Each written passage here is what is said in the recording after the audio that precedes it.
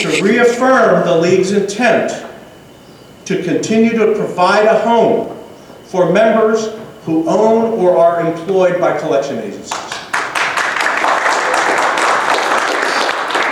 We were told that the triadic members want this to help them with their business generating efforts, and the board responded by providing this formal step that says loudly and clearly that people who own or are employed by collection agencies have a home in the League.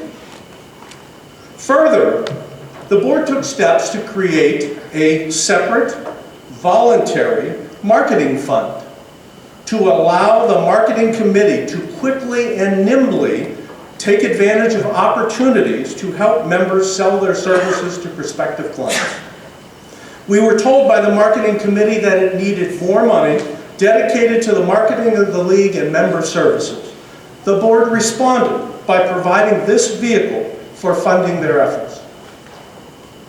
We were told that we need to, to do something to improve the location and structure of our meetings so that members are not stretched to attend our meetings as well as those of other industry groups, causing them to have to make hard choices about where they spend their meeting dollars.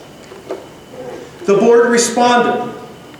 It's still in the middle of that discussion, but I think you will all agree, well, of course, we all don't agree on anything, but I think most of you will agree and be pleased that there is a strong sentiment among the board members, including members from the Eastern District, to move the fall meeting out of New York. Or at least move the meeting around. We intend to be in New York this fall. It's the last year of our contract with the Sheraton, and we intend for it to be a great meeting this fall. It'll probably be the last meeting at the Sheraton.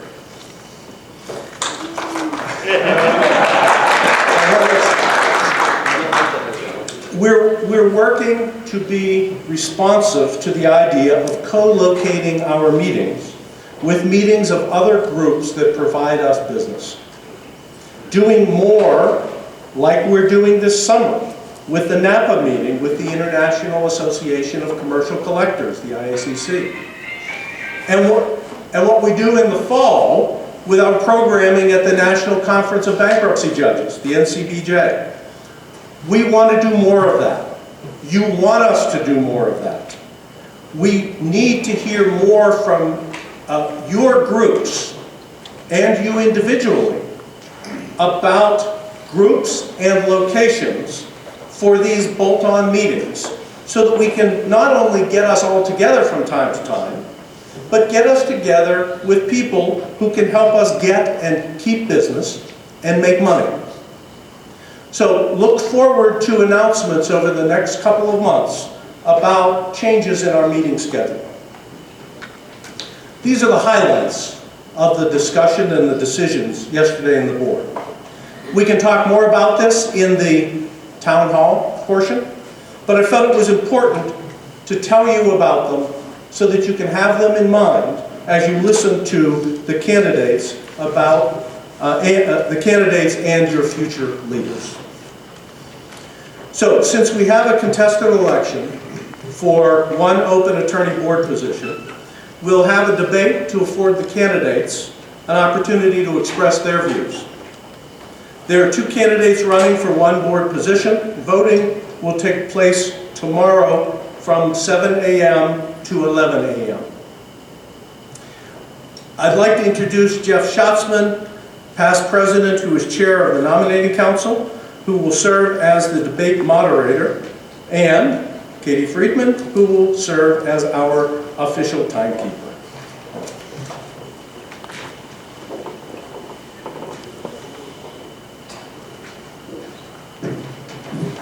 Good morning, everyone. We have a contested election for the attorney board member position, and I'd like to introduce and ask the candidates to please come up on the stage. Dan Carrick of Wilmington, Delaware, and Ted Hamilton of Tampa, Florida. As far as how this is going to work this morning, Each candidate will present an opening statement. They'll have 2 minutes to do so.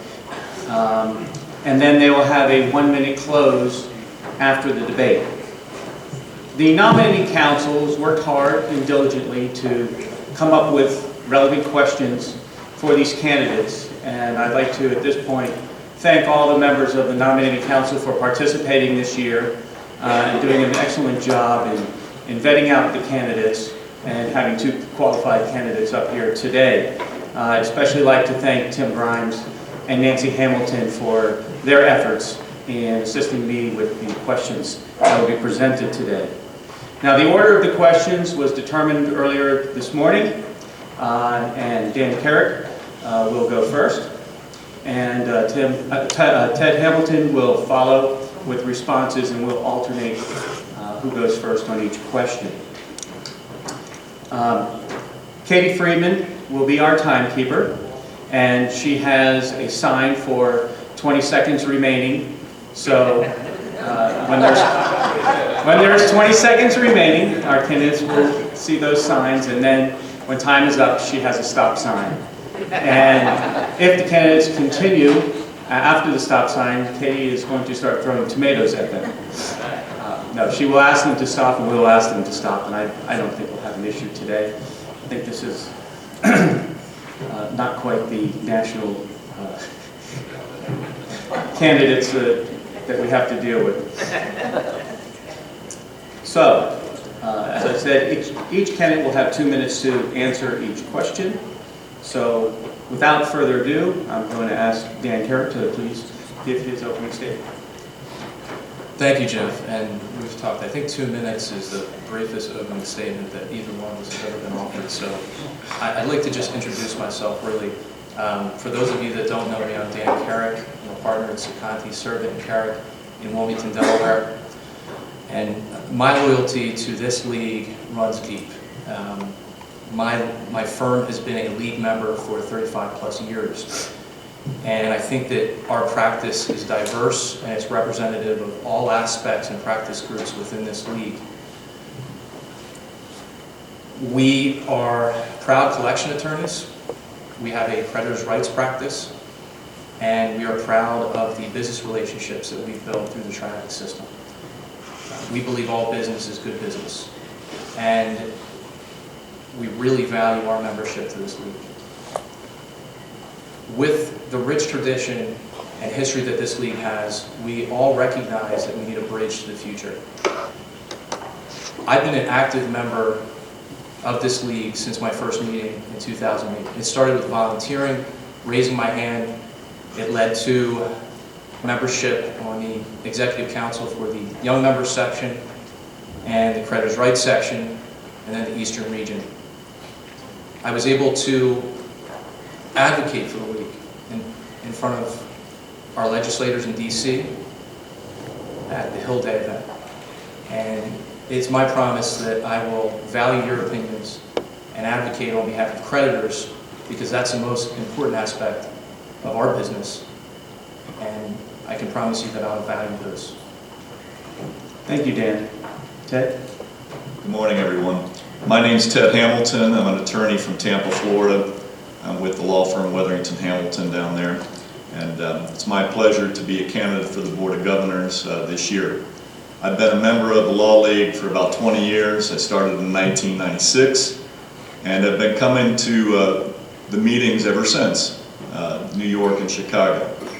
My daughter, I think, is going to end up going to college in New York City because she's been coming to league meetings since she was 4. So it's my pleasure to be a candidate. I have put my name into the ring this year because at this point I feel like I have something to add. I've been the Southern Regional Chairman a year ago. We put on a conference in my city, Tampa, Florida. We had an attendance of about 50 people, 55. It was a break-even event, and for those of you who came, it was a marketing event for attorneys and for agencies. We were really talking about how to sell yourself as a person. And that's what I see the league doing in the Board of Governors meeting last night. That's what I see the league doing at this point. I was basically a little nervous about sticking my name into the hat because of the controversies that have occurred in the past. But you know what's great right now? I think we are at a point with the leadership in the league where we can take the league to the next level. Educationally, for the agencies, for the triadic system, for the attorneys, to be all-inclusive and to include as many people as we can. In addition, I think we can basically bring in additional groups. I'm a member of the Community Association Institute. We collect debt for community associations. The International Conference of Shopping Centers, we collect debt for leasing shopping centers. We do all of that kind of stuff, and those are areas where I think everybody can benefit. Again, my name is Ted Hamilton, and it's my pleasure to be up here today. Thank you, Ted. And now we'll begin with the question. For the first question, the League has been striving to implement its strategic plan and to create better opportunities for its members.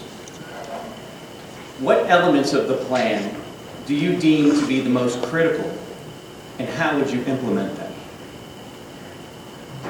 Dan? In talking about the strategic plan first, I want to voice my view on the plan. And I think that to a certain extent, parts of the plan have failed. I think we need to recognize those parts and change them.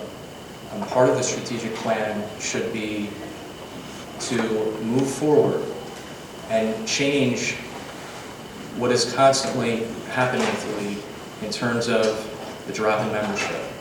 The strategic plan and the plan to bring in members has simply not worked. We've not retained a certain segment of our membership. So I think in terms of value, I think TSO has been a very valuable part of the plan, but there's a silent majority of this league that simply don't agree with the plan to a certain extent. And I think that in terms of implementing the plan, with the exception of our alliance with the IACC, we've fallen short in many respects. Thank you. Would you like me to repeat the question, Ted? No, I think I remember, Jeff, thanks. You know, the strategic plan has been painful. And to be quite frank with you, I came to the meeting, and I was talking to Dan about this earlier, where the debates happened, and I had no idea it was actually happening until I walked into that meeting. There are a lot of members in this organization who are not here, And those are the people that we need to get here. They have no idea what's happening. And to be quite frank with you, they probably don't care. They want to come to an event where we've got great education, where they are brought into the community. I mean, I was in this organization for two or 3 years before I really met anybody. We've got to be better about coming together as a group. We've got to be better about making sure that everybody that comes to this meeting has a dinner partner. I bring my wife, so I'm assured a dinner partner. But everybody needs to have a contact in this group, and there are plenty that don't. I think that's where we're headed with this. That's where the strategic plan says, build relationships, build community, build local events. We need to be local. I mean, Florida's got how many commercial law league members? We need to be having meetings on the state level, on the regional level. Not just meetings where it costs the league money, but just meetings, get-togethers, conference calls, that kind of thing. And I think that's what's happening now, and I'm optimistic about it. Thank you, Ted. All right, this next question will be addressed to Ted first. The triadic system has and will always be an important aspect of the CLLA's foundation, as it was just reaffirmed this morning by our president. Do you believe that the League can effectively expand its footprint in the credit and collection industry while maintaining the integrity of its traditional triadic roots? And if so, how would you manage this balance? I attended the second half of the Board of Governors meeting, which was the half where everybody agreed. It was great. I didn't get here till 5, and I was telling Bob, I was like, I didn't get here till the good part of the meeting. I missed all the debate. Listen, at that meeting, the triadic system was reaffirmed for the people who use the triadic system. When you look at the work that the folks did coming up with the plan, they determined that most of the attorneys get their business from each other, or from hourly work, or from other sources. The triadic system, surprisingly enough, is not the majority of this organization. Most of the attorneys get their work business to business. So I'm not saying the triadic system should go away. I think the agencies need to understand that things have changed. Emil Hartley wrote a great article about the changes in this industry. The Law League is in a unique position to address those changes and to deal with them like they did at the board meeting last night, by keeping everybody in the organization and dealing with the needs of everyone. Dan, would you like me to repeat? No, I think I can answer that question. The triadic system is very critical to the league because it embodies what the league is. The league is a full-service creditors' rights organization. We're advocates for creditors. We're here because of creditors. It doesn't mean that it's the best source of business or the only source of business, but it is representative of what this organization is. I think that there is a point that we're all going to come together based on survival, on business. Let's face it, the market has taken a lot of things down in this industry. And we need to fight back, and we need to change the industry. The CLLA is going to change the industry through their advocacy on behalf of creditors. And our agencies are going to advocate on behalf of creditors. It takes everyone within that system to change the industry. And I believe it's going to happen. I really do. I had an opportunity to go to DC and meet with senior policy aides and representatives there. I was shocked that many of them had never heard of the CLLA. I took it personally, to be honest with you. And that will be an annual event for me because this league is so important to me. It's important to creditors. It's important to every part of this league, the lawless, and to our agencies. So I think that the triadic system will come back together. And I know that we'll all be a part of that. Thank you. This next question, Dan will address first. The strength and backbone of this organization has always been its volunteers. What do you believe is the best way for CLLA members to not only serve the organization, but to create the most benefit for both themselves and other members? Well, in thinking about this, I look to the concept of a bridge to the future. We have rich, talented, skilled professionals in this organization, old and young. They all have something different to offer, and I think the real strength of what they have to offer is going to be dependent upon leadership engaging volunteers, because there's a clear recycling of volunteers to do different tasks. How do we do that? I think, again, it's founded on our advocacy on behalf of creditors. I think that that is a foundation. It's a foundation for business.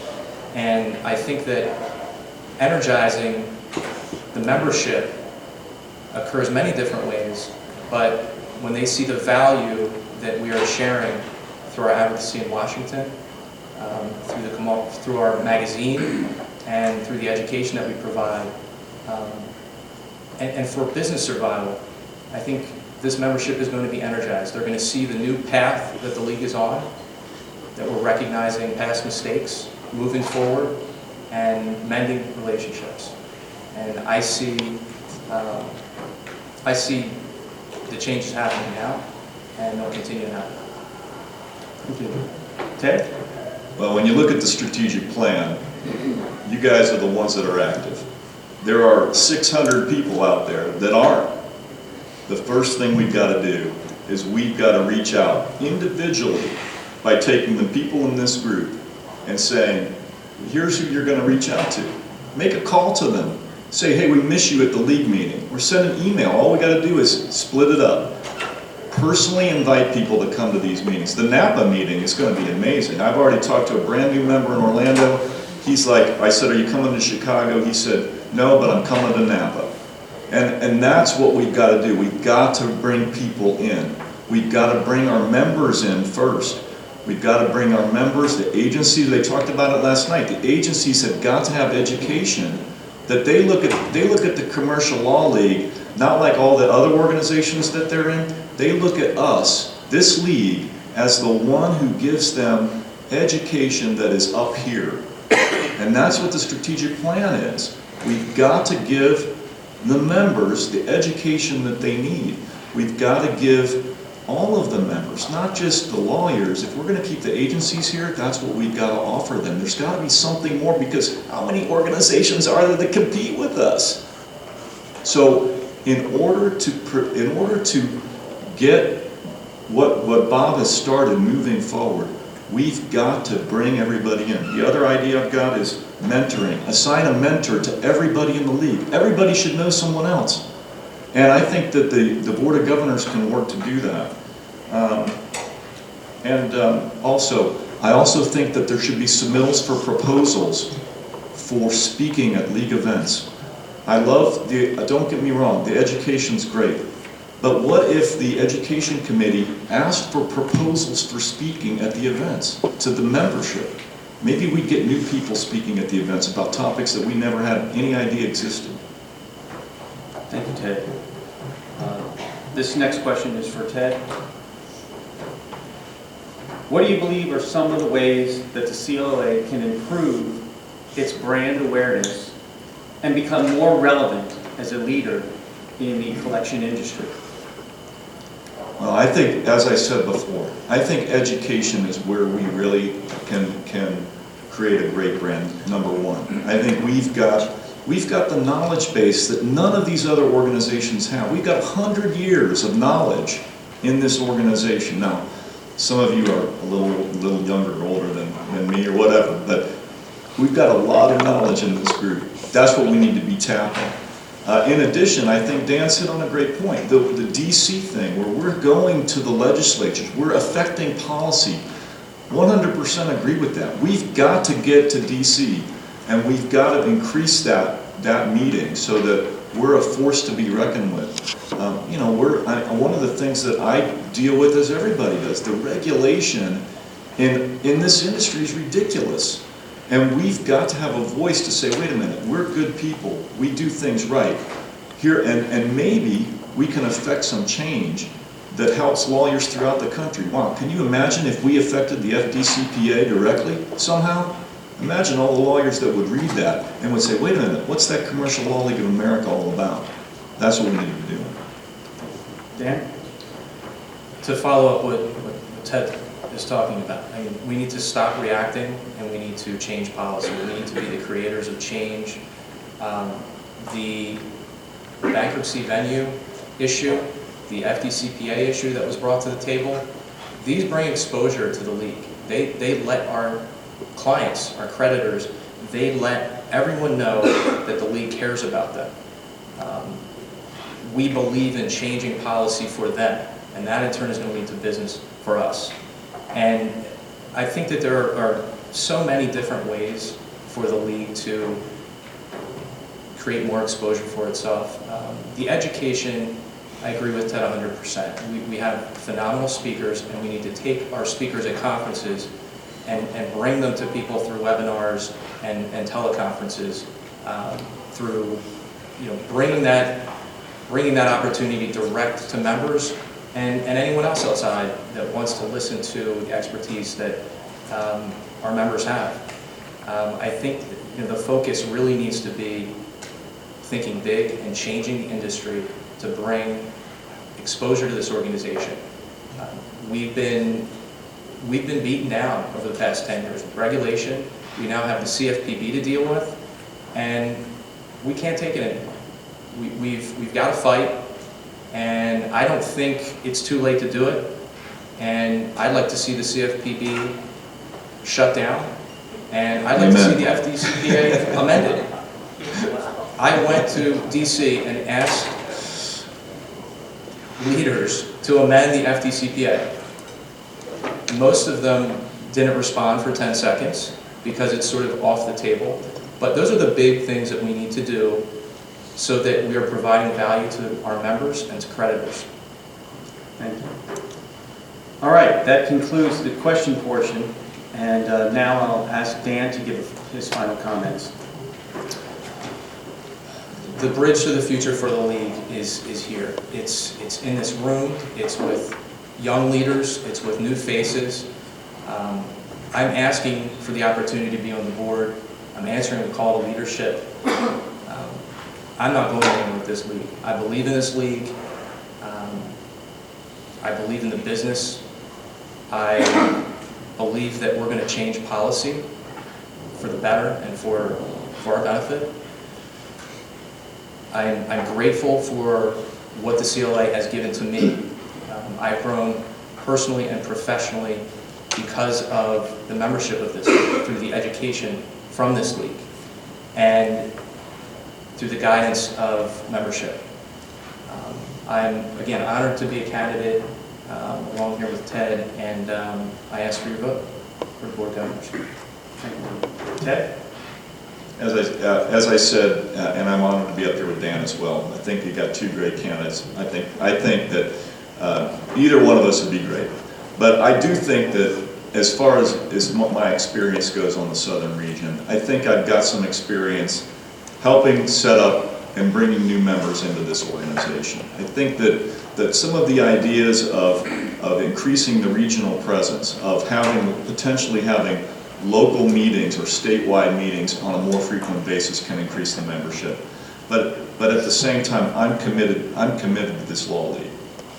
I have been coming to this meeting for almost 20 years, and I think that in addition, I'm a person that wants to get things done.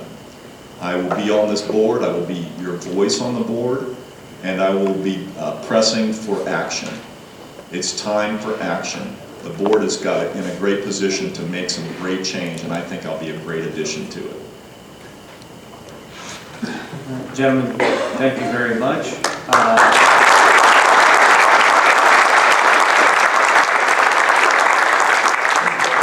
Good luck tomorrow, and I think we've got a hard choice to make. These are two qualified, excellent candidates, so we should be proud of our organization for having such quality men step up to be on our board.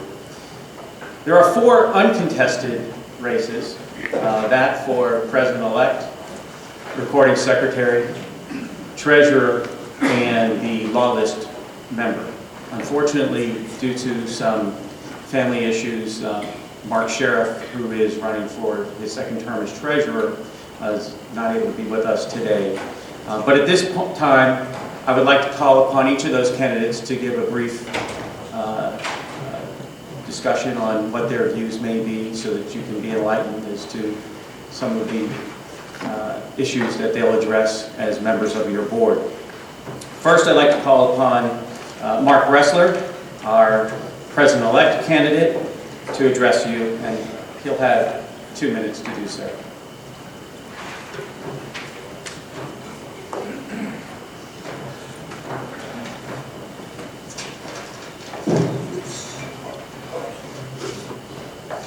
Good morning. There's been a perception over the last couple of years that the League has gone away from its core mission with regard to the members. Parts of the plan that had been approved a number of years ago has not worked. We need to re-engage our members, and we need to modify and improve those plan. A lot of that action was taken yesterday by your board of directors, and I'm glad that it was. There are 3 items that I have brought before the board that the board has really looked at. One is that we need to engage and reinvigorate our regions and our sections. The regions and the sections are the place where our leadership comes from, and it is the place where our volunteers come from. To engage our people into the local areas is the biggest and the best way to get these leaders to move up into national. The second is the financial stability of the league. The board has taken a number of actions with regard to this, and I'm telling you, as Bob has told you earlier this morning, that there's going to be changes with regard to meetings and conventions and services. And again, this is where our volunteers are needed with regard to continuing the stability of the league with regard to its finances. And finally, we have to engage and strengthen our alliance not only with the IACC, but also with the CCAA. There are too many meetings. The comments and the remarks that I hear is that our members feel that they have to go to too many meetings during the year. And there has to be a way, as the industry has shrunken, to be able to move forward with regard to these items. Now, what you can do with regard to the next couple of days is that I'd like to hear from you with regard to solutions that you may have.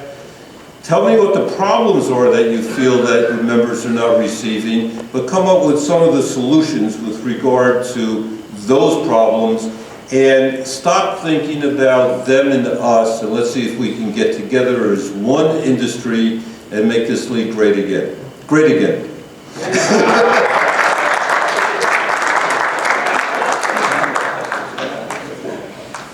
Thank you, Mark. Next, I'd like to call upon Chris Young, who is the candidate for recording secretary.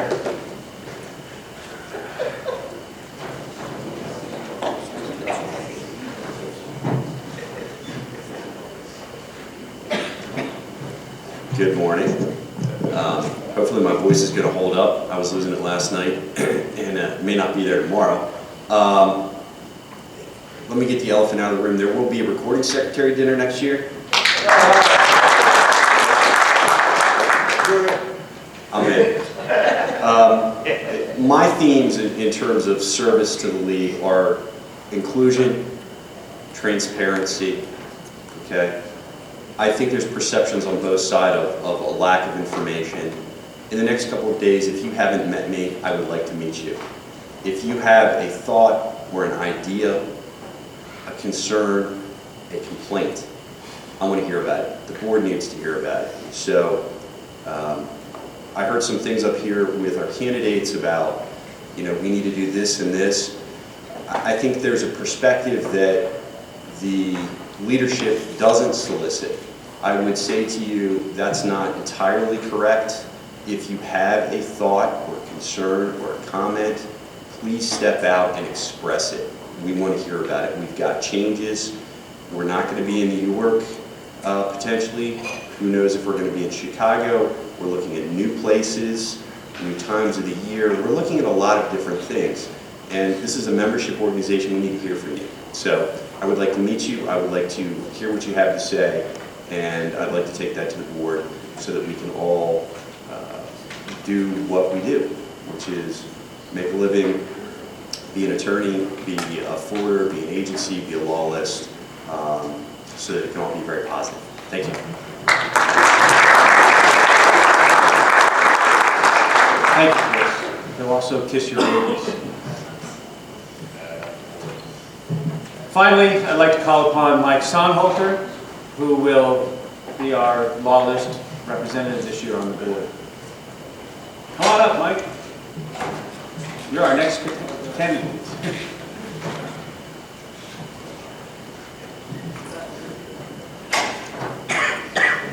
Take 2 minutes. As long as you want. Good morning, everybody. Well, Chris said a lot of good things, and I second the motion. We're here to strengthen the league, do what we can to get it back to its glory days, if you will. Make it great again. I heard that as well. That's what we plan on doing. We're going to work hard to do that. We need your guys' help with that, everybody's input, and with everybody working hard, I think we can get the different organizations that are out there together to work together and collect some money. That's what it's all about, right? That's what we're here for. And there's no doubt in my mind that we can let cooler heads prevail and come together and work together in the future, and that's going to be our goal. And that's what I plan to do. Thanks.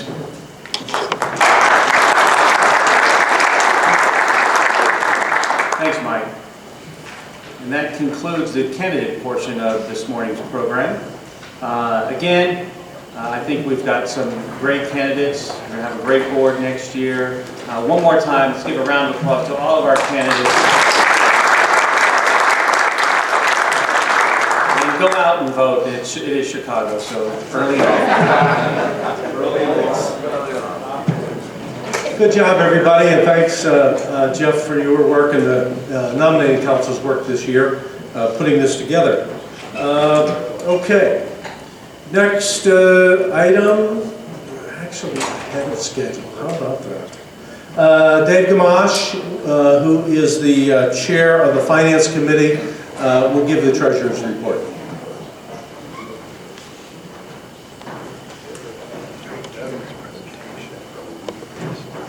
Good morning. Everyone's having a great day. I'm substituting for Mark Sheriff, which everyone knows Mark. That's not an easy job. He's a wonderful league member. I have a very short report to make and very well scripted, so I'll try not to vary from it. From a financial standpoint, there has been some positive items and some disappointments or challenges that have been faced in the league. On the positive side, always good to start with the positive, the league's operational costs were in line with the 2015-16 budget, which was slated to end with a slight profit. You'll recall that in 2015 there was a transition to TSO, and as a result of that transition to TSO, we were able to stabilize the budget of the league. We owe them a lot of credit, and thanks for that. On the revenue side, or actually on the operational side, there's also been a commitment to the break-even meeting theme. We've been very successful in that this past year, so that's good news. Additional good news, membership revenue was slightly over budget. We came in at renewals at about 90%. There was a concerted effort to bring people back into the league and to re-up folks. It was a very successful drive, and it was great to see. The league has also developed some additional revenue streams this year from webinars and revenue from the Commercial Collection Agency Certification Program, which is dedicated to the promotion of that program. The league has also not had to utilize further reserve funds. That's also a very positive thing, since there has been a commitment to the budget. As far as challenges or disappointments that we've faced or are facing, we have some legacy contracts for both the New York and Chicago meetings that were overly optimistic on our commitment to room nights. And with the process of negotiating with both those hotels in an attempt to mediate those particular periods.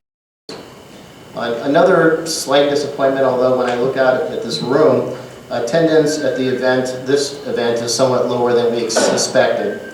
And that perhaps will put at risk of our commitment to a break-even event for this particular meeting. But it is great to see everybody here and to see all the enthusiasm that's going on. From a going forward basis, a couple things that we need to address is we need to remind our members that it's important for you to book your rooms through the event venue. We have a commitment to a certain number of room nights, and when we do not make that commitment, it does in fact affect the league in a very negative way. So we would ask everyone to please reserve your room through the room commitment. The other thing that's going to be happening is membership renewals are going to come out in a couple of days. I guess the Chicago theme, renew early and renew often. So if you please do that as quickly as possible, that will help the league. That's going to conclude my comments. I will try to answer any questions, but probably will defer a lot of those questions to Jeff. And we can deal with questions during the town hall portion also.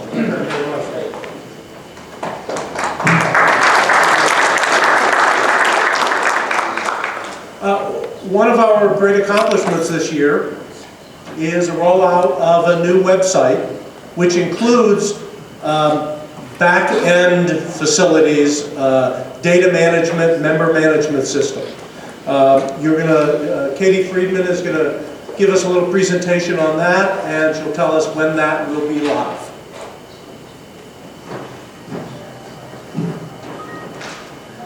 Hi.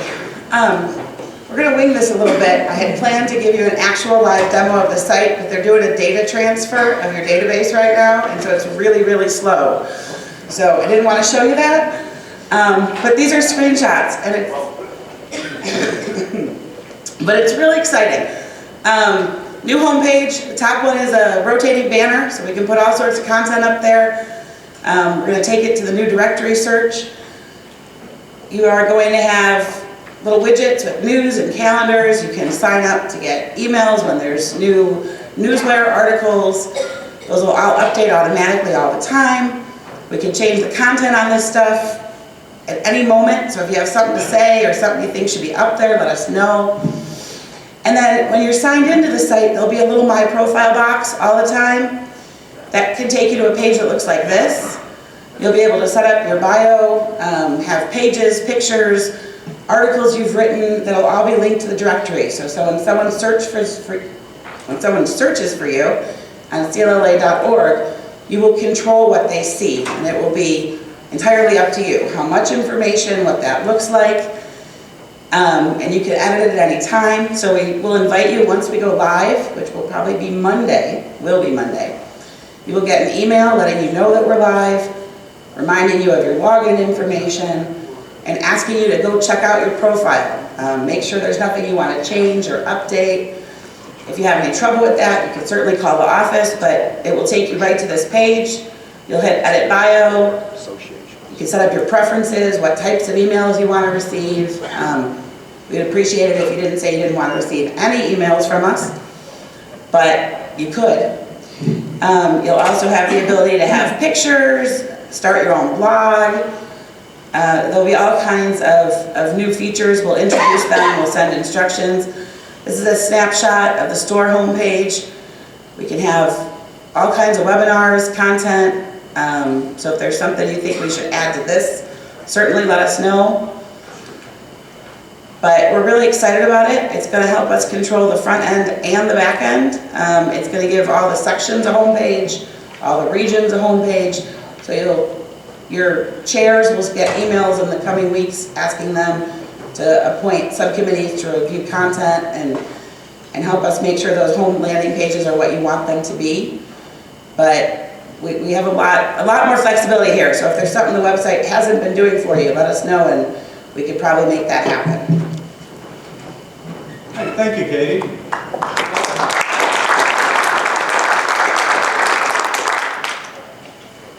Something that members rarely see is the amount of work that goes on behind the scenes. And we're excited about this member management system and website, not because we've got new web pages and that kind of stuff, but because it makes the management of the member database and the updating of that database and the billing and all that stuff, I don't know, 50 times easier. You might say 100 times easier. It is taking the TSO folks hours to do things that should take minutes. And so part of our challenge this year has been able to figure out how to manage this system, how to manage this organization with less person time, with less overhead. And Jeff, Katie, Susan, and the rest of the TSO team have gone above and beyond this year. I mean, literally above and beyond the contract. They have spent much more time helping us get to where we are than we've been paying them for. And part of the deal was that we had to allow them to spend some of that time streamlining us. And this member management system and website not only saves us money every month, but it saves them a lot of time. And so it's a win-win-win, maybe a win-win-win-win. And we're excited about it, and when you see it, hopefully you'll have a little bit of that excitement. So thanks, TSO, for that. Okay, Town Hall. Now, in case you haven't heard, the theme for this morning is we want to hear from you. We want to know what's important to you. We want to know what things we haven't done that you think we should. We want to know what things we have done that you think we shouldn't. And everything is open here. Everything can be discussed. And we'll try, we've got a bunch of board members here, we've got staff here, we will try to answer those things, but it's not so important that we try to answer, but it's most important to us that you feel that you've been heard. And so, with that, the floor is open.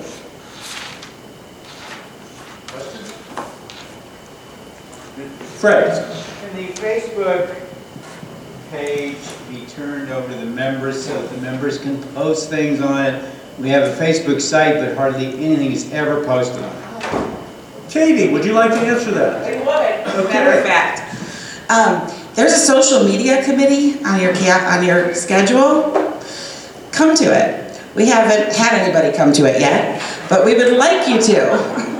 We are very excited to get members involved in our social media. When is it, Katie? Does that happen? When is it? 3 o'clock. 3 o'clock today. 3 o'clock. It's probably on the Facebook page. Okay, yes. What I'm listening to Just everybody. introduce yourself so that everybody in the room knows who you are in case they have some business to send to you. Steve Fetter from Rochester. I've been a member for, I used to have hair when and that kind of leads me into my concern. What I'm not hearing specifically discussed, although it's arguably a component of what I've been hearing today, is look around. We're old. And we got a problem because it's an existential problem. I don't know what targeted, pointed efforts are being made to get people who are 30 years old in here, but we need to do it. I don't pretend to know how to do it. But you can't revitalize a league and go on into the future the way it used to be when a lot of us are not going to be here pretty soon. A lot of us are 60 or over in this league. I would guess the median age in this league is probably 60 now. And it's a big concern to me when I look around the room. Not only because I know a lot of you and you scare the hell out of me, but also because I'm not seeing people like, I mean, that's why Tim Wan sticks out so much. There aren't other guys like him. Well, I don't like that, and I hate the tie. Because Tim's 29 again, and you know, so I mean that's a real concern of mine. I'm not hearing discussion of how that's being considered. Social media may be an issue with that. Anybody want to talk about that? Yeah, I have my view on it, but you know, the board members, up-and-coming officers. Joe, you can respond to that? Yeah. Okay. Joseph Marino, Clifton, New Jersey. First I want to say I'm very happy to hear what the board has been doing and that it is on a positive direction, and I applaud you for your efforts. With regard to young people, you have to deal with the different concepts, mental psyche of young people. They're glued to electronic devices. They'd rather text their friend sitting next to them than have a conversation. Well, I am an old man, but I also been investigating this issue of the generations. I wrote a paper on it, and it was published in here by the League, called Ethics in the Different Generations: Baby Boomers, X, Y, and Millennials. And I've been involved in that arena now for a number of issues. And the important thing is that this particular website that has more interaction will probably attract more younger members. But the key will be that there's a greater opportunity for young people to join, because we have a lot of retirees or close to retiree lawyers who want to give their practice and income to some youngster. So there's a lot of opportunity for the replacement of lawyers and other people in this industry. And the one thing that has made the league outstanding for the last 35 years that I've been involved in has been its education. I have grown tremendously as a lawyer by attending the education here at the league, learning from my colleagues about new methods to do old tricks. And this is something that I think young lawyers might be interested, and this might be a focus to attract them. Thanks. Dan, and then back to Tim, and then Lauren. Dan up here, he doesn't need the microphone. Help it out. Joe, I mean, just, I'm 36, but I feel like 55. Well, I'm 67, and I feel like I'm 35. I don't really have a comment. I have more of a question, and I guess it would go back to past leaders and sort of more historical perspective, but the league and the Constitution, maybe the bylaws, has a law student membership. What efforts were ever made to expand that, reach out to, say, for instance, DePaul or regional universities to attract people to come to the league? And now, I think, not only just come into the league, but offering opportunities like an internship or externship for the purpose of blogging or adding content to a magazine, or has there been any development in that end of the law student membership or collegiate memberships? I would say that it was much better in the past. I mean, if you look at this holistically, we've had, like when we used to publish the commercial law journal, the commercial law bulletin, that stuff went out to schools, and it went out regularly, and it showed our presence.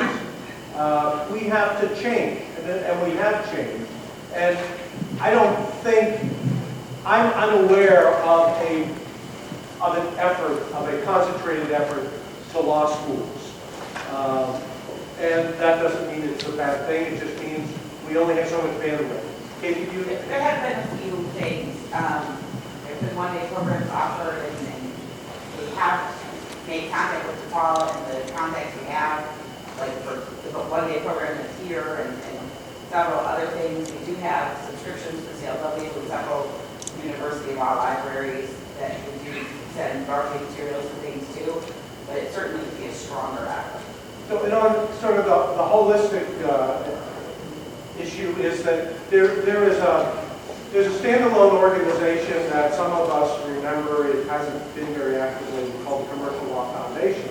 And the Commercial Law Foundation used to have a writing award, and so would seek out from various law schools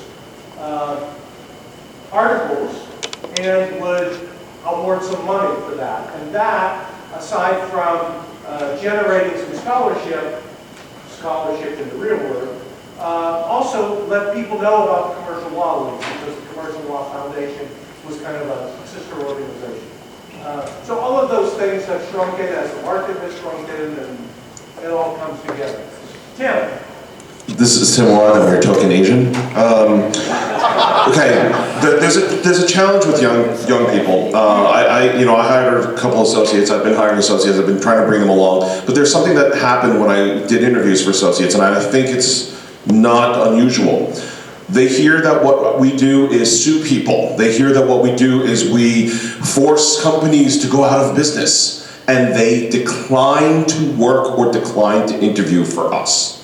And that's something that I've discovered in the New York Bar Association when we do for creditors' rights, is that people don't want to do what we do. When you go to law school now, you're told consumer advocacy is the place to go.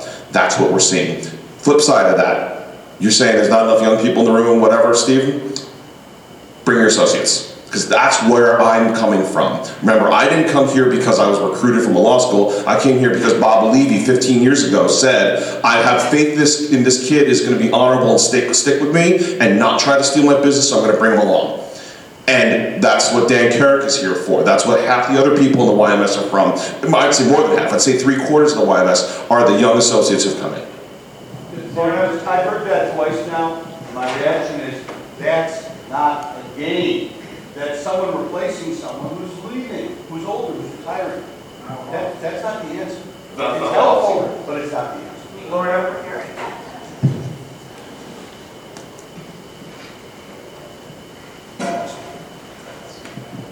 This is Lorna Walker, I'm from San Francisco. I just kind of wanted to follow up a little bit on Joe's comment about the younger generation.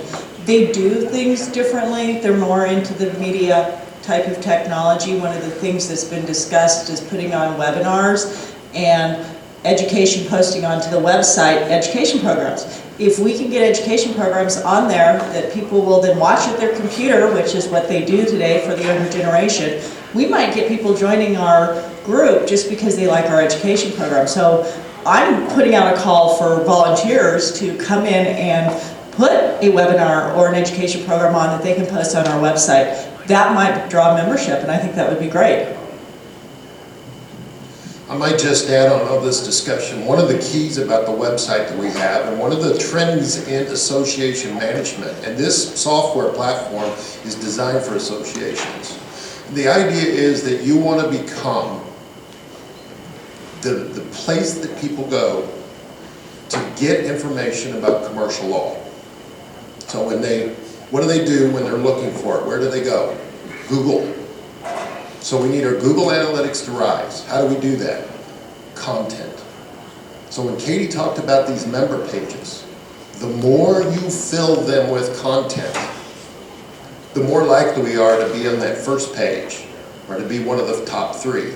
And that will draw people to the league, and when they come to the site, they'll learn the rest. And that's exactly what the next generation is doing. I have 2 sons that are making unbelievable amounts of money. Neither of them own a TV, and they have no plans to do it. Peter.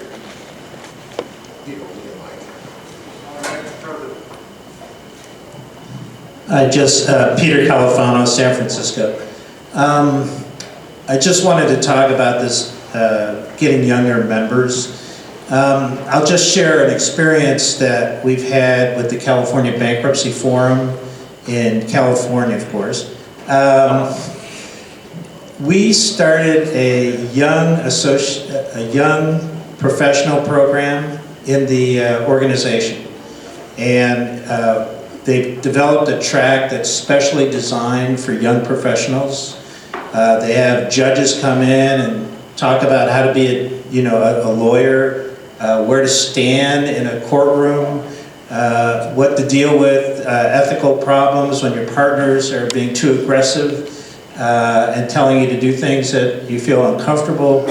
And this group has its own cocktail party, and it has created a group of 70 lawyers that are meeting regularly and developing, and this is almost like the next generation of leaders that will be coming out from that. So one thing that we had hoped to do here in the league is create a CLLA Academy, and that program unfortunately has not done, we haven't really done it.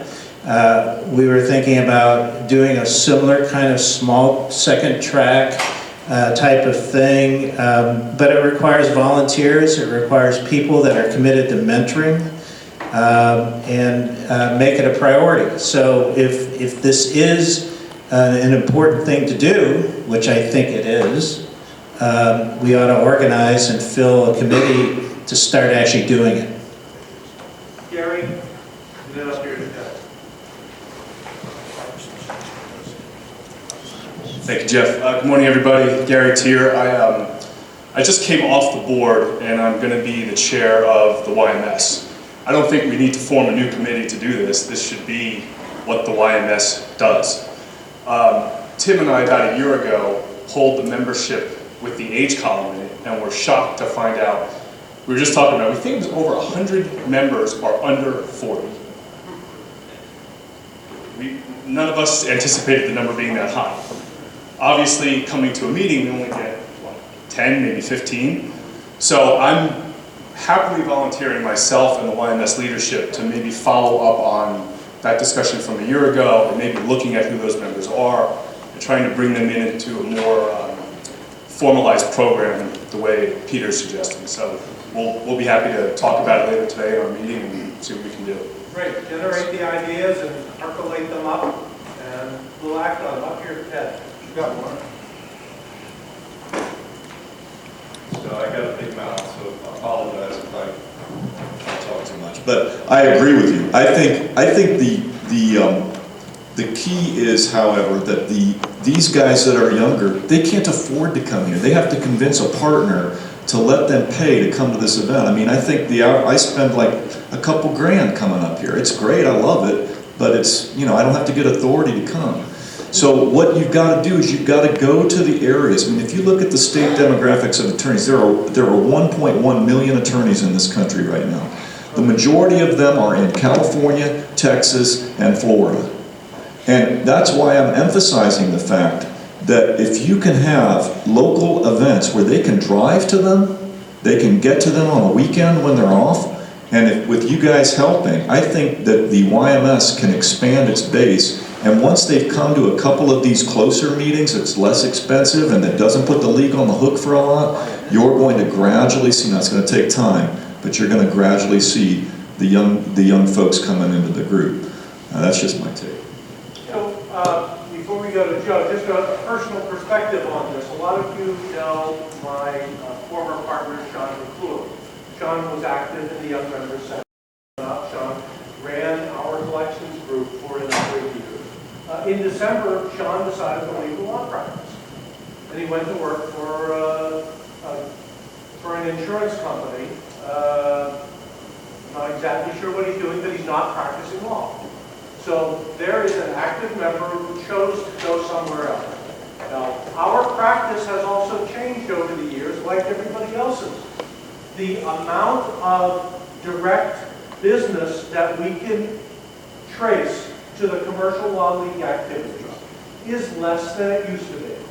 So I have other, and it's a smaller part of our law firm's practice. So I have other partners who say, why are we spending so much money going to commercial law league meetings when the return on investment is not there? And as a result, when Sean departed, we did not sign up a replacement member. So there's a member who's down. As a result, we don't have one of those young associates who's coming to the meetings. So attendance at meetings goes down. It's a fact of life, and until this organization produces more business for me, I can't justify to my partners adding more members and attenders. I think it's a simple calculation, and I think the Board of Governors 10 years ago, 8 years ago, 6 years ago, 4 years ago, finally saw that clearly and said, we have to do something differently to get more business in the organization, and they moved in that direction. There is obviously a difference of opinion as to whether they did the right thing, but the important thing about that is new business. Going out to credit groups, going out to affiliated groups, and bringing things in that I can say to my other partners, look at the kind of business that's out there now. We got to send another couple of people. You know, when we had 500 people in the room next door 10 years ago, 15 years ago, I needed 3 people here to cover that room. That's also a fact of life.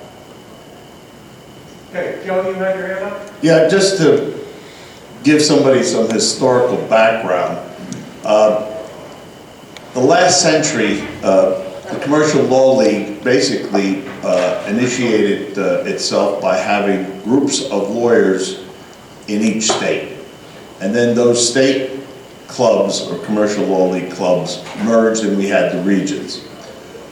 The opportunity still exists because in our own local bar associations, there's a commercial litigation or commercial law section.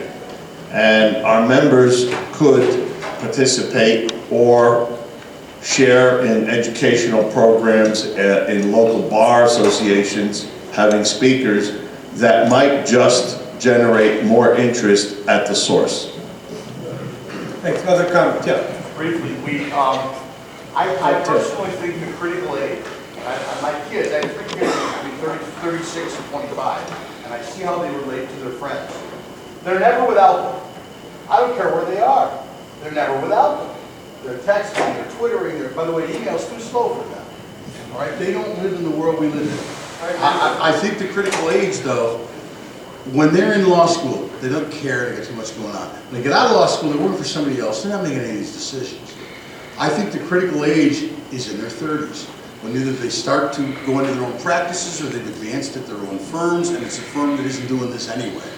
And they can make some decisions and maybe look and say, hey, I think this is an opportunity. They think it's good business.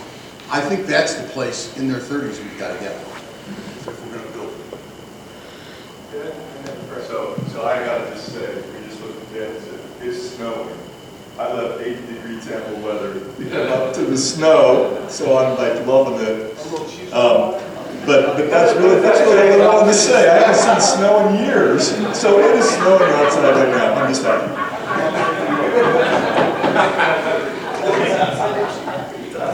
Would we be better off having, the IACC has firms as members as opposed to individuals? Would we be better off having firms be members rather than the individual attorneys be members? The advantage of that would be, as you indicated, a number of firms are not having a lot of attorneys in the firm be members anyway, and if the firm was a member, it would be a lot cheaper to send an additional person here because that person would not have to join the league and pay the fee to come to an event. Yeah, it's under consideration. We're trying to figure out that the answer to the crucial question, is it better? You know, if I can save money by having a firm membership, save money on memberships, I'll probably do that. The question is, will it translate to sending more people? And I'm not sure how we figure that out, but I know that Jeff, that is one of the top items for Jeff to look at. Laurie and then Rick. Yeah, Laurie Frank out of Michigan. One of the things we talked about in the Board of Governors meeting yesterday, and actually Jeff doesn't get enough credit. So we actually ought to give him a round of applause and his team. And one of the things that Jeff brought up is webinars, and it's a moneymaker for the league. It's the way a lot of younger people actually reach out and get information. And it's kind of bringing the mountain to the Mohammeds out there, if you will. And so if we invest more and more time, energy, and resource into webinars, it'll do 2 things. 1, it'll get our name out there, we can market it, we can make money. 2, it's also a way to market to get new members. Rick. I was just going to say something about the firm membership. There's a lot of different organizations that have firm memberships, and it's based on a sliding scale depending on how big your firm is. But if you're going to have a firm membership, I think one of the biggest draws to having a firm membership is based on what Lori was saying is the webinars, because then you can have multiple people listen in on different webinars and possibly get credit for those webinars. And I also agree that webinars are a great source of education because a lot of people don't want to travel, and maybe they'll be a member, or maybe they just want to check it out and just pay for that particular seminar. The biggest draw, I think, of meeting in person, besides the education, is the networking, the face-to-face networking. You're not going to get that on a webinar. You're not going to get that really on social media. It's the inner connections that you meet people and you hang out with people and they get to know you. So I think if you want, there's 2 different facets. There's the one facet where you're going to want to focus on membership as a whole and maybe the education part. But if you want to draw people to these meetings, then I think the draw is the networking. Like, if you don't mind, I want to make a couple of comments. You know, in marketing, you say we have a great idea, but then what you have to do is you have to create a proof point. You have to test it and see, did it really work? And there have been a lot of ideas. In webinars, the bankruptcy group put a webinar together, charged for it. They made $4,300 for the league with that one webinar. That's a proof point. I have an organization that we manage that started a webinar series 3 years ago. In their world, they're aimed at engineers and architects and so on.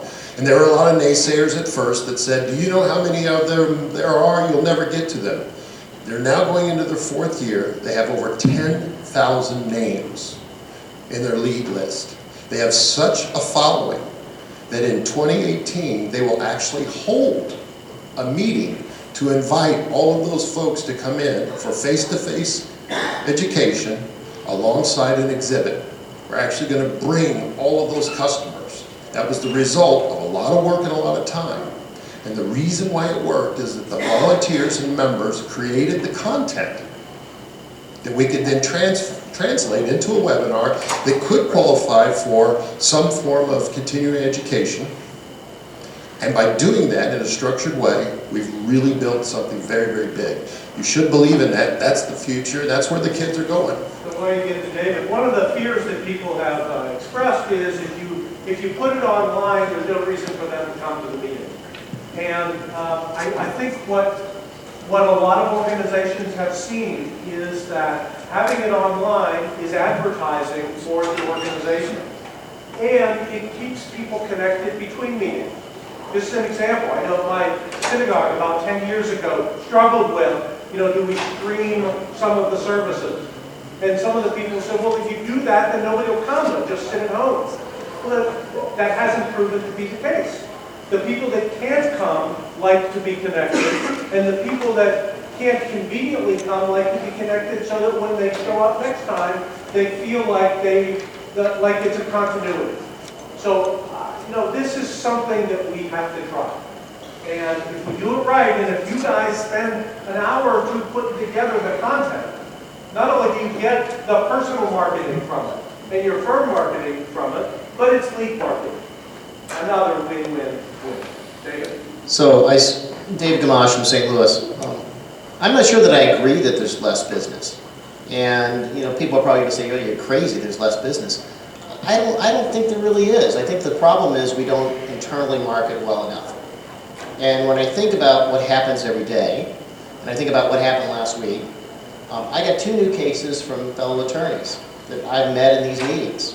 And I think it'd be very helpful we talk up the good news, and make sure people know that there is business in these meetings, have testimonials, and make sure we market to our own members, convince ourselves that in fact this organization does have merit.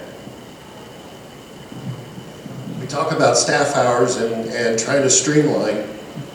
Katie will be the first to tell you that most of her time is trying to extract content. If she could just be handed the content at first request, she could run with it and do more of it. There's no bottleneck at TSO to take whatever content you can bring us. Everything you bring to us, we can do something. That's a great idea about testimonials. Next point, or continuation of that, or something new, questions, ideas. So, Lori. It's just kind of popped into my brain, but why can't we do a YouTube video of the cocktail party? And put that online and show people how much fun. Put a masking tape line on the floor so we're all. Yeah, no, but what I'm saying is some kind of video on YouTube showing people, hey, we're alive, we're well, and we're here, and we're having fun. I don't think there's anything wrong with that. It just shows activity, and activity begets activity. Ivan. Yeah, hi, it's Ivan Reich. I wanted to talk a little bit about what David said. We do send a lot of business to each other, and some of us, it's a goal over the years to try to see how much we do. I mean, I was very happy that in the past few weeks, I finally, for the first time in all the years I've known Gary Weiner, was able to get him to be my local counsel in the case and send him the case. It's exciting when we get this, what? It's an insurance company paying your bills, so you should get paid. What I miss, tomorrow night we have the recording secretaries dinner. And one of the things that makes the recording secretaries dinner great is the unique camaraderie that those recording secretary members have, and how we have each other's back, and we think about each other all the time, and we're always trying to connect. It's a very personal relationship. We've gotten away out of this league, from this league, and I'm just bringing this back up, is the interpersonal, the interconnection. We are so embedded in the cocktail party culture and mentality that was part of this league 30, 40, 50 years ago. It was, what brought me to the league was the interpersonal relationships that I developed. A lot of the people in this room, and you all know who you are, who I come to this thing because I look forward to see. But I want more of those relationships. I want to meet more of you, more people that aren't even here now. And we've got to do something that brings us together, not just talking about business, just being involved in each other's lives. And that's what with those informal meetings that we used to have, the local meetings that Ted talked about, the summer meetings that those of us who've been around who really valued and cherished. And I think we were very short-sighted when we got away from it. And now I think what's happening is we've been stuck in these contracts with New York and Chicago, which are high room rate commitments, high food and beverage commitments, in big cities with lots of competition where even the hotels are competing with us. We've talked about this. And going back to doing the business of the league there, the meeting that we have here, that annual meeting, in a location in the mountains, in the off-season, at a beach in the off-season, lower rates, less commitments, and then really taking what we've kind of had as the New York meeting over the years and move it to DC and say to the agencies and to the industry as a whole, the credit industry as a whole, we have issues that we're going to lobby for. We're going to do our cocktail parties there, we'll do our social events, but we've got to focus and we've got an agenda, and this is where we're going to bring dollar value to you. And if you get the agencies invested and the industry invested and the lawyers invested, we're all there to meet each other with the same common purpose. For me, I would like to see a 2-meeting model peppered with little local regional meetings like we had in Tampa last year, and things like that. That to me would be the way to go in the future. Thank you. Other comments? I got one. Good. By the way, it was hail, it wasn't snow. So my wife just told me. You know, one of the things, I went to the International Conference of Shopping Center Legal Conference, great organization, there are like, I don't know how many thousands of attorneys. But what they did is they had a Twitter feed, got me on Twitter, which is actually, I think Tim's on Twitter, a couple other attorneys I've connected through the Law League. But what they did at the event was they said if people get on Twitter at the event on their phone and they tweet about the Commercial Law League at the event, and that you win a prize. I mean, I think there's some ideas that can get us on social media. I'll be at the meeting this afternoon. Happy to contribute to that. Great. More? Less. More from less. As a young lawyer many years ago, 40 years ago now, I joined the Commercial Law League of America. And how and why did I join? I was looking to get business into my firm. No one in my firm was involved in the league. I'm not a second generation guy. I was the first and only who came into the Commercial Law League of America, and now I've got the rest of my firm involved. Having said that, how and through what vehicle did I become a member? I knew about the Commercial Law League of America, or found out about it, because at the time, the law lists were listed in the State Bar Association Journal and the American Bar Association Journal, and the best salesmen, sales ladies of the league were the law list people. We used to publish in the magazine the list of membership getters, and they were always at the top of the list. First half a dozen, 100 new members from, at times, from one or more than one law list person. If I can plant the seed to the law lists, if there is some way that you can coalesce and push out advertising or in some way reaching out to not necessarily the firms that are in the organization and bringing up younger members, that's important. We need to do that too. But you need to reach out to the 30-some-odd-year-olds who are looking for business and help them to get into the league. And you've got a vested interest, you get them listed, and, you know, I mean, to some extent, picking up on what Tim had said, I mean, it may not be in the best interest of some of us who are practicing in very competitive areas to have new competitors come on board. But having said that, you know, taking an unselfish point of view, that might be fertile field. It worked in years past. Thank you. Before we roll into the next portion of this, I want to give Lorna just 60 seconds to do a commercial for the marketing committee's new effort and solicitation of ideas and what you're going to do with it. Okay, so as Bob said earlier, the Industry Promotion Fund was approved by the Board of Governors yesterday. So we are going to be putting on a call for donations to the Industry Promotion Fund, which is a marketing fund essentially. We need the money to get the Commercial Law League name out there recognized and to bring business opportunities to our members. And we want to use this fund to be able to do both of those items. Those are kind of our two top priorities. Last year we went to the CRF. We didn't have a marketing budget last year. Luckily we got an emergency funding from the board, was able to get to the CRF, was able to actually put a booth at the CRF, which benefited members, benefit the agencies, brings in business, hopefully get more to our organization. This year, we're going back to the CRF, we're going to the NACM in June, and blanking, there was one more, I can't remember. But we also, NCBJ, that's right. And we also were able to bring, and NASC. We actually went to NASC last year in Reno in November. Bo was the person who attended. We also had aluminum extruders presented there, went to Mitsubishi and Plasters Association. We need to call for volunteers to go to these organizations, man our booth, give presentations, meet with people, promote the CLLA.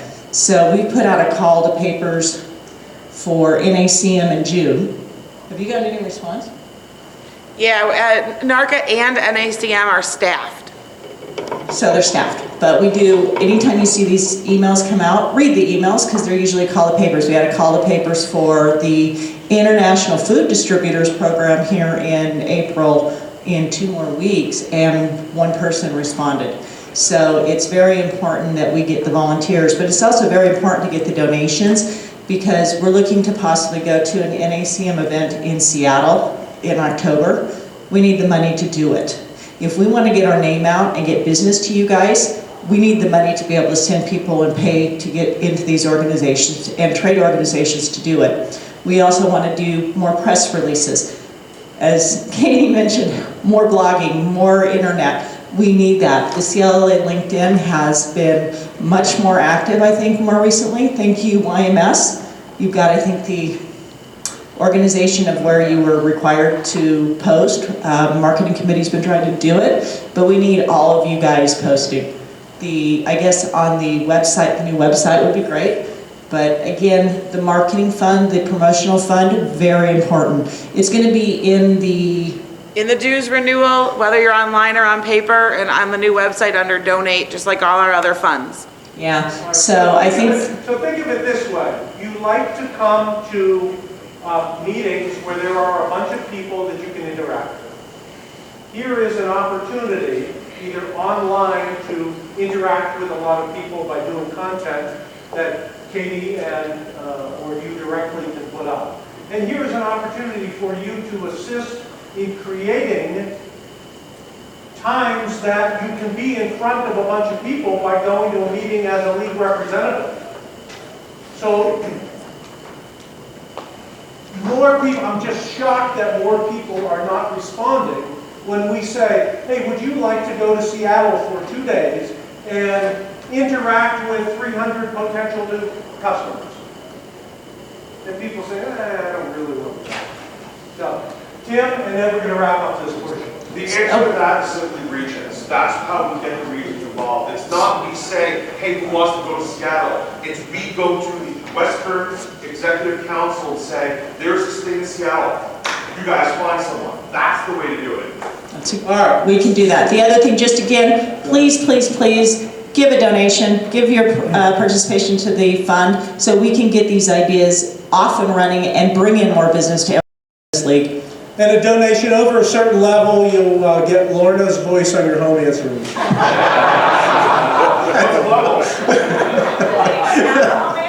I don't know.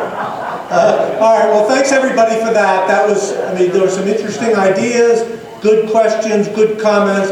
Just keep thinking about it and keep giving it to your representatives, giving it to us, giving it to Lorna, give it to, I mean, some of you really know how to give it to us. Okay, before we adjourn, we want to thank some sponsors and exhibitors. First, the sponsors. Association of Lawless Publishers, Barnett and Garcia, Bernstein Berkeley, Bressler Duke Law Firm, Cooper White and Cooper, East West Bank, Global Finance and Credit Conference and Expo, International Association of Commercial Collectors, JST, Law Offices of Barry Gammons, Lawcraft, LJ Frank PC, National Association of Subrogation Professionals, NASP, Ross Banks, May, Crone, and Kevin, Sweet and Walker Law Offices. We really appreciate the sponsorships from all of you folks. But we're particularly grateful to those those businesses with really no league affiliation, no league members who are here to support the league, and we wanted to just give them a moment to introduce themselves and their companies and products. Let's start with East West Bank. Do we have an East West? Come on, just stand up, or Jeff, you have a microphone? It's all right, I don't need one. Okay, go ahead, Marshawn. I'm Marshawn Boyd, I'm with East West Bank. I had the opportunity to meet several of you last night. Thank you. Several of you last night at the reception. Really appreciate the open arms to East West Bank. Primarily, my group, Specialty Deposit Services, specializes in providing expert cash management for professional fiduciaries. We're primarily on the insolvency side of things, working with trustees, receivers, DIPs, anything or any type of firm, law firm or accounting firm.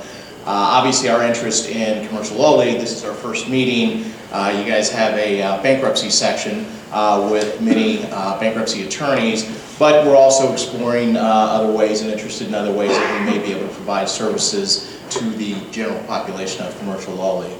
So again, thank you for having us here, allowing us to sponsor. We really look forward to working with the CLLA. Thank you. Thanks very much. JST. Laura?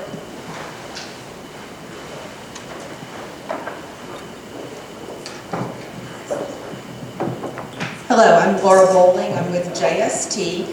And yesterday when I came to register for this meeting, I walked by the table that you had placed out there, and it had all the historical documents from the league and some old photographs, and I took a moment to look at it.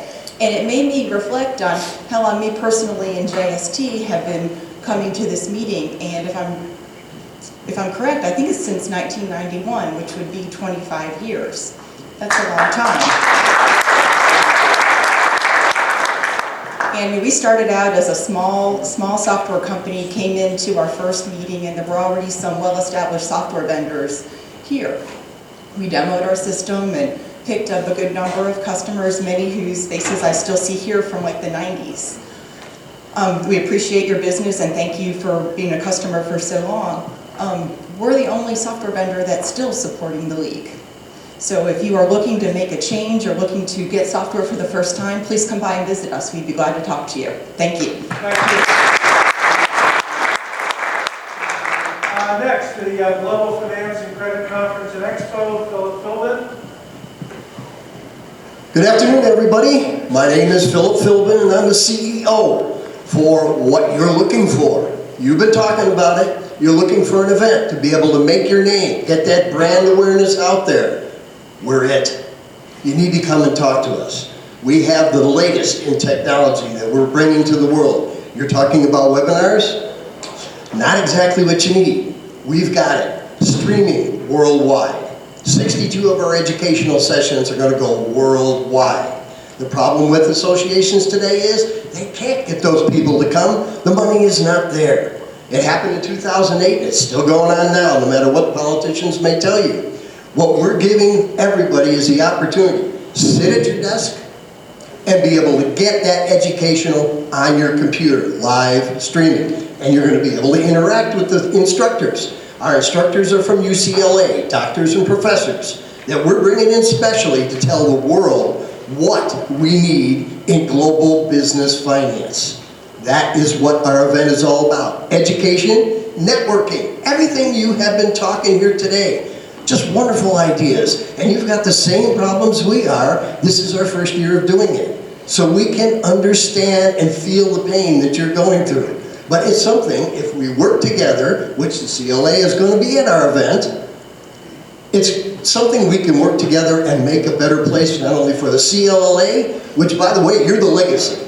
I've been a corporate credit manager for 40 years before we went into this business. And I'll tell you, I would not do business with a collection agency anywhere that was not affiliated with the CLLA.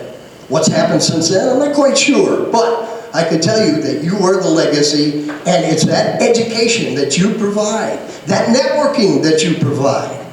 That's what makes the difference. And that's why the CLA, we're so honored to have you guys come to our event. We're looking forward to it. It's going to be great. And Bob is going to be one of our speakers. This is going to be a wonderful event. We hope you all attend. If you'd like a free pass to our event, come and see me. I'm the CEO. I can do that. Thank you very much. And finally, the International Association of Commercial Collectors, they're having their board meeting right now. Nancy Hamilton is going to say hello. By default, it's me because our board is all in a meeting, but they asked me to just speak with you briefly. For any of you who are not familiar with the International Association of Commercial Collectors, please visit our booth. We have membership applications and information available. We'd be glad to talk to you about it. I hope you are all aware that we have a wonderful conference every January in Miami. And if you don't want to come to Miami in January, you probably live there already. It's a great place, and it's also a great meeting. It's a really good group, and they are very excited about the new partnership with CLLA, with the accreditation of the agencies, and also the joint meeting that we are going to have in Napa in July. It is July 17th to the 19th this summer in Napa Valley, the Silverado Resort and Spa. I urge you to register early and get your hotel room early. We are really concerned about selling out on rooms for this convention. There seems to be a lot of excitement about it. It will be not only the IACC and the CLLA, but also the California Collectors Association. We'll be there having their annual meeting at the same time. Our Western District has been instrumental in making the arrangements for this meeting. It really should be a great event, so I hope to see everyone there. If you have any questions, certainly see me, Tom. Greg Cohen is here, and the other board members. We are all hoping this will be a very successful event. Thanks. Thank you, Nancy. Final words, don't forget voting tomorrow, 7 to 11. The contested candidates stand up. Just make sure everybody remembers these two for one spot. And okay, I will officially adjourn the business session.